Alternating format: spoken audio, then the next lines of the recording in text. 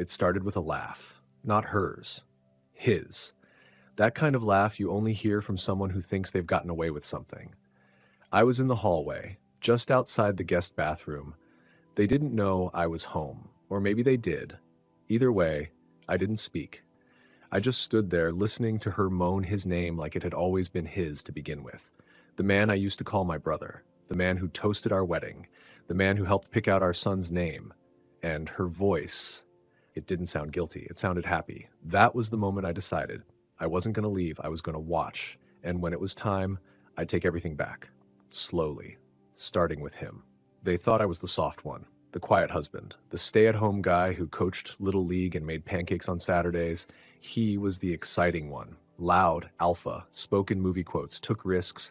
She said I was her peace. He was her fire. But fire dies, and peace builds, learns, records. The first time I saw the messages, I didn't even flinch. Let's meet at the place near the trail again. You know the one. She had a burner app. Classic. He used an old email he thought I'd forgotten we once shared during our college startup. They weren't just sloppy, they were comfortable. That told me everything I needed. This wasn't a mistake, it was a routine. And I was going to become part of it, not to forgive, to finish it. You can tell how much someone loves you by how easily they lie to you. And she was fluent in it. Little things first. Staying late at yoga. Helping her sister with the baby. Girls' night. The same breath she used to kiss our son goodnight was the one she used to send him nudes from our guest bathroom. I didn't stop her. I logged it. Time-stamped. Cataloged. Backed up in 3 encrypted clouds she'd never find. I tracked their locations through his car's Bluetooth ID. They met at the hiking trail off Maplewood, sometimes in the back of his truck, sometimes in her car, 3 blocks from our house, once in our garage. That one was bold. That one I recorded with audio and thermal. You learn a lot watching someone make love like they have no conscience, especially when they do it on top of a folded blanket your son made in preschool. She laughed that night, and I memorized the sound. He used to call me his ride or die. He said I grounded him, said I was the only person who knew the real him. Maybe I did, because the real him, he was weak. Not just morally, strategically. He left fingerprints on everything. Hotel receipts in a shared digital wallet he forgot I still had access to. Shared photos with GPS data intact. Duplicate passwords. He was messy. I wasn't.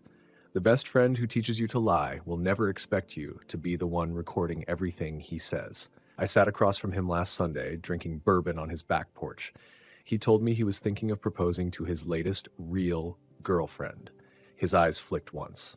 Nervous. I nodded. She seems nice, I said. He smiled, like the coward he was, like he hadn't spent the last 6 months screwing my wife on weekday afternoons while I packed lunches for a child who bore his middle name. I lifted my glass. To loyalty. He clinked it, and I smiled, because when I burn him down, it won't be fire that does it. It'll be clarity. Everything they did, I wrote down. Not in a notebook, not in a journal, in a ledger. Time, location, detail, cross-reference. I wasn't building a case for divorce. I was building a profile, the kind you use to dismantle a company from the inside out. It's funny, she once told me I was too clinical, too cold when we argued, that I didn't let emotion lead. She said that like it was a flaw, but that same cold is what let me track her affair like an algorithm. And the deeper I logged, the more I understood what they were really made of. Impulses, guilt, selfish timing, craving wrapped in ego. There was no love there, just escape. So I let them keep escaping, let them build the pattern, strengthen it, reinforce it. And then I started placing offers, not obvious ones.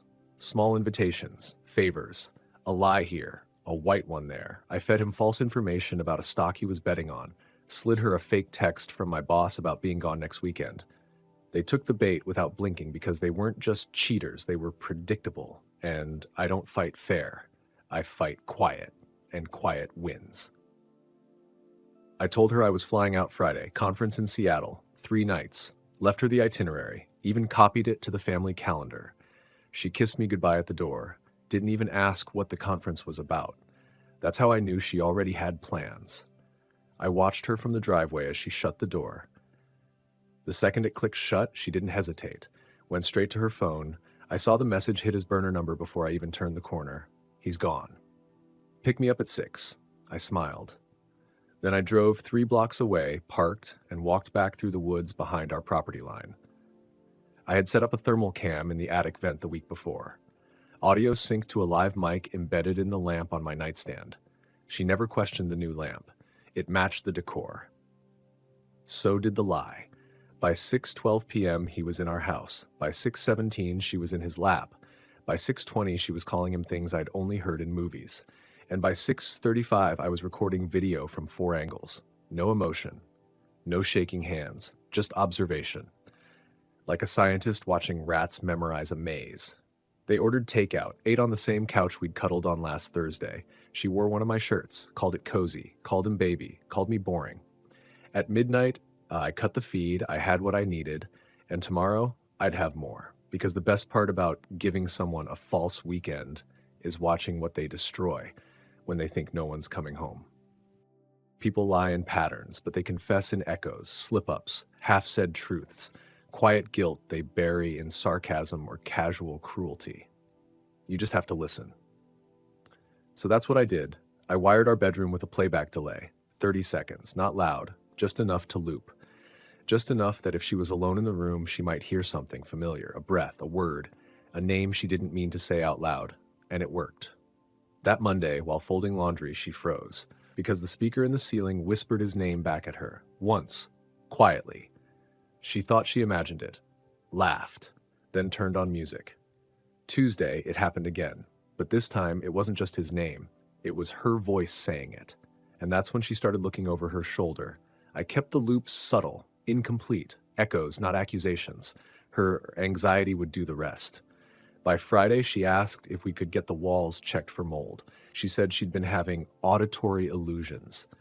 I kissed her on the forehead, told her stress could do that, told her maybe she needed rest, told her I trusted her, and she looked like she wanted to cry, not from guilt, from fear, because the house had started whispering her secrets back, and it was only going to get louder. It was his birthday soon, not a big one, 39, but the kind of age that makes men like him reflective. So I offered to host. Just something small, I said. Old friends, bourbon, backyard fire pit, the usual. She volunteered to help plan it, like she hadn't spent the last 3 birthdays forgetting mine. He acted surprised, said I didn't have to go to all that trouble.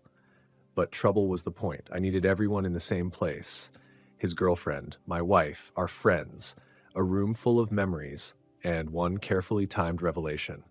The invitations were handwritten, the catering was deliberate, the playlist, even more so, songs they'd used to reference each other, lyrics she'd quoted in her texts, and the toast I planned to give, let's just say it wasn't about celebrating his life. It was about exposing it. Every glass raised would be a countdown. And the gift, that would come last, wrapped in silence, delivered on screen, the kind of thing that once you see it, you can't unsee. That was what I was really giving him, a night to remember, and a legacy to lose. We waited until dusk.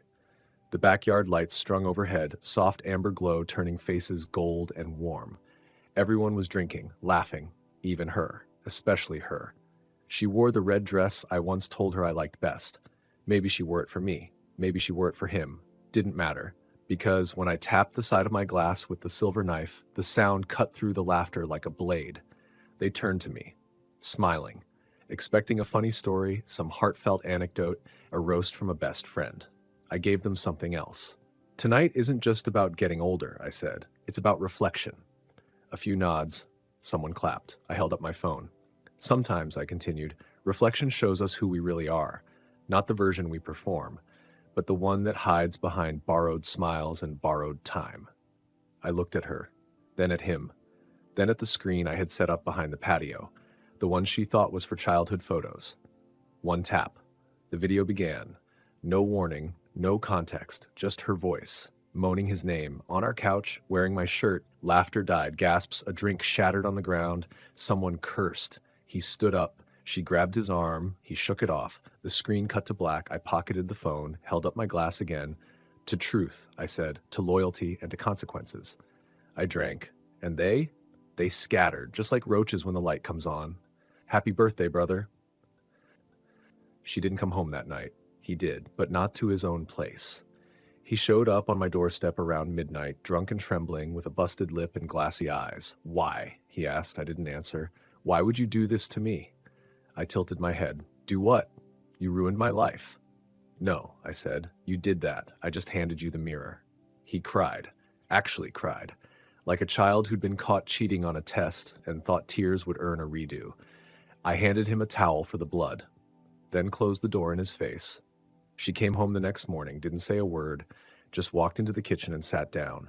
I poured her coffee. She didn't drink it. The silence was heavier than grief. She finally looked up and whispered, "How long have you known?" "Since the day you smiled while calling him baby." Her hands trembled. "Are you going to leave me? I haven't decided yet. But I'm sorry." "No, you're sorry you were caught." She blinked. Tears didn't fall. Not yet. And me? I felt nothing. No anger, no joy, no satisfaction, just completion. The kind that comes when the game ends and all the pieces are exactly where they should be. He lost his girlfriend, she lost the mask, and I had the truth. Wrapped in data and silence and consequences they'd carry forever. Not because I exposed them, but because they did it to themselves. I just wrote the final line. You learn a lot about someone by how they try to rebuild. She baked more, cleaned the house top to bottom, started reading parenting books she used to mock. He deleted his socials, went on a solo camping trip, came back thinner, quieter, ashamed, but shame fades. That's why I built the room. It started with soundproofing, high-density panels hidden beneath old wallpaper in the attic office she never visited. Then came the desk, a simple one, chair, soft lamp, no cameras, just audio, and a playback system. She found the door cracked one evening, wandered in, asked what it was. "Just a project," I said. She nodded, sat, listened. The tape I queued up was subtle, an old voicemail from her mother, praising her for being a good wife.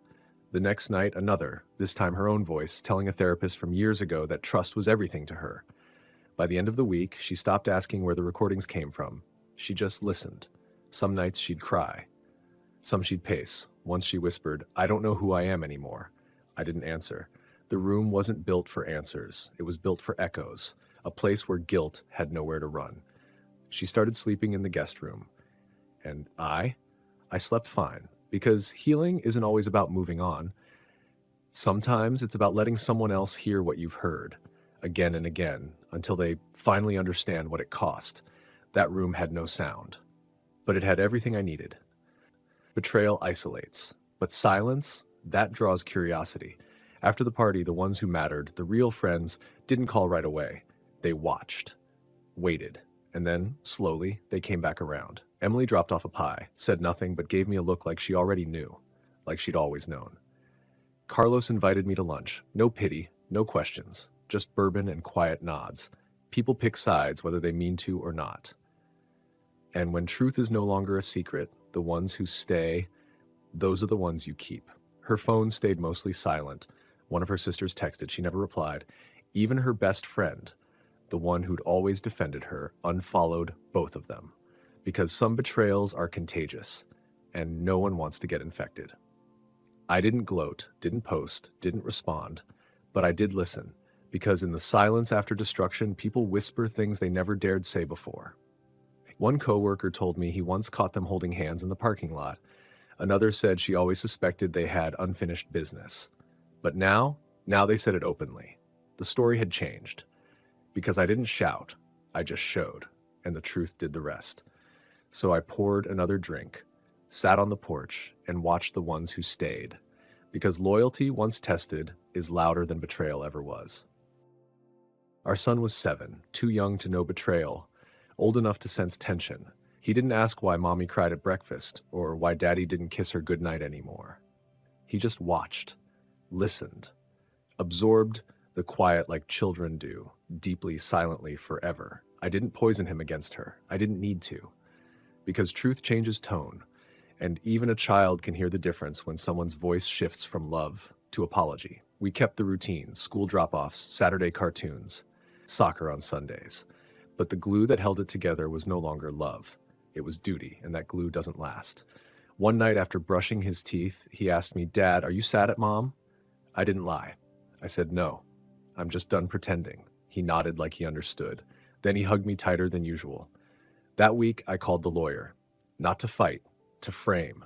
She could stay in the house. I'd move into the condo we'd been renting out, shared custody, no courtroom, but she'd sign an agreement, one that ensured she wouldn't bring him around friends she couldn't name under oath. She signed, didn't argue, didn't weep, just stared at the paper like it was a mirror. And I walked away.